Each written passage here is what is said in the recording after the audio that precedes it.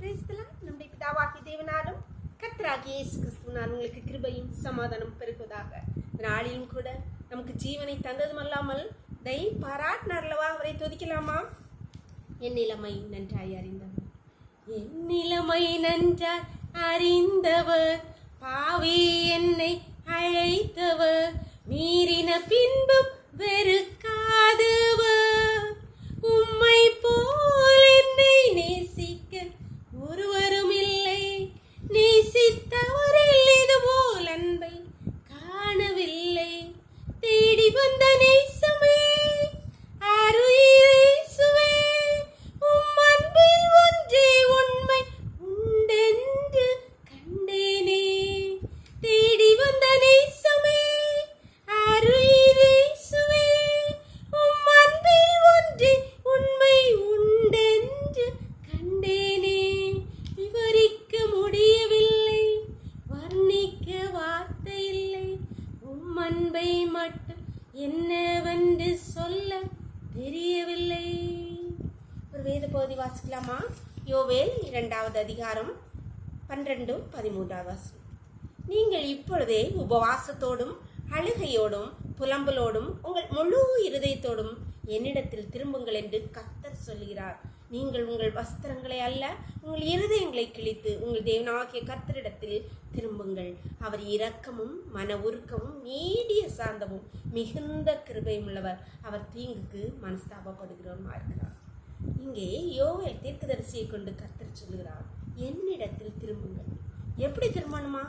முழு இருதயத்தோடும் உபவாசத்தோடும் அழுகையோடும் முழு இருதயத்தோடும், ஒரு இருதயத்தில் முழுசா அன்போடு உண்மையான அன்போடு என்னிடத்தில் திரும்புங்கள் என்று சொல்கிறார்.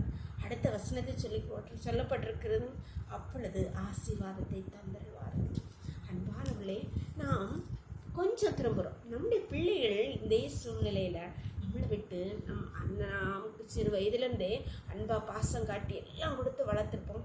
ஒரு ஸ்டேஜுக்கு பிறகு நம்மளை விட்டு விட்டால் நம்ம எவ்வளோ வேதனைப்படுகிறோம். அதே போல் தானே நம்மை குப்பையிலிருந்து தூக்கி எடுத்து நம்மை அன்றின்களாக இருந்தது ஒவ்வொரு நிலையிலும் நமக்கு எல்லாம் தந்து நம்மளை மட்டும் உயர்த்திருக்காங்க. நாம் அவரை விட்டு விட்டால் அவர் எவ்வளோ மனஸ்தாபுவார். அன்பானவர்களே, கர்த்தரிடத்தில் திரும்புவோம் பாருங்கள். அவர் நம்மிடமாய் திரும்பி நம்முடைய எல்லா அக்கிரமங்களும் நம்ம நீங்களாக்கி நம்மளை ஆசீர்வதிப்பார். ஜெபம் பண்ணலாமா? எங்களை நேசிக்கிறீங்களா அன்பின் தகப்பனே, தர்மியான நாளுக்கா கொடி நன்றியப்பா. நாளையும் காலை முதல் இம்மட்டுமா உங்களுடைய தயவுள்ள கரம், உங்கள் கிருபை எங்களை தாங்கினதைப்பா. நன்றியப்பா. ஹல்லேலூயா, ஸ்தோத்திரிக்கிறோங்க தவை அப்பா. இப்பொழுது மடியாளோடு இணைந்திருக்கிற ஒவ்வொரு பிள்ளைகளும் உடைய கரத்திலே தருகிறோமப்பா. அப்பா, நாங்கள் எல்லாரும் பாவம் செய்து அப்பா விட்டு தூரம் போனோம் கர்த்தாவை. இப்பொழுதும் கர்த்தாவை நாங்கள் உம்மிடமாய் திரும்புகிறோம் கர்த்தாவை. நீர் எங்களிடமாய் திரும்பி எங்களை ஆசீர்வதிப்பீராக. உடைய பிள்ளைகள் ஒவ்வொருவரையும் நீர் ஆசீர்வதிப்பீராக கர்த்தாவை.